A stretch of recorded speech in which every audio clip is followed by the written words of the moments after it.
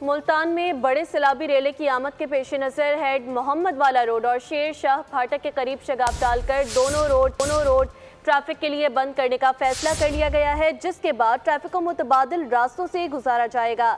इस हवाले से ट्रैफिक का मुतबादिल प्लान क्या तैयार किया गया है, ये जान लेते हैं ब्यूरो चीफ मुल्तान जावेद इकबाल अंबर से। जी जावेद, बताइएगा।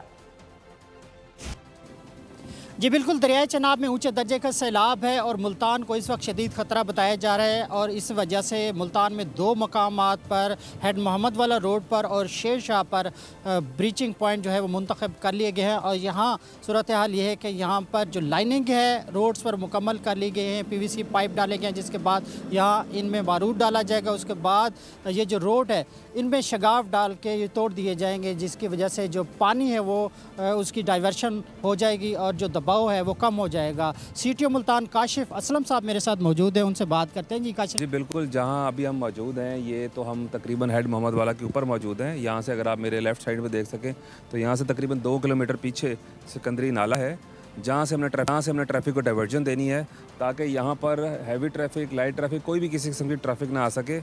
और आप ये देख सकते हैं कि अभी भी यहाँ पर पानी मौजूद है, थोड़ा सा पानी आ भी गया है और इसी रोड पे गवर्नमेंट का प्लान है ब्लास्टिंग करने का ताकि पानी आ सके। ट्रैफिक को डाइवर्ट करने के लिए मुख्तलिफ रूट जो हैं वो मुकर्रर कर दिए गए हैं। उसके बाद जो है ये जो ट्रैफिक है उसकी रवानी बरकरार रखने के लिए ट्रैफिक पुलिस वहाँ पर मौजूद होगी। शुक्रिया जावेद।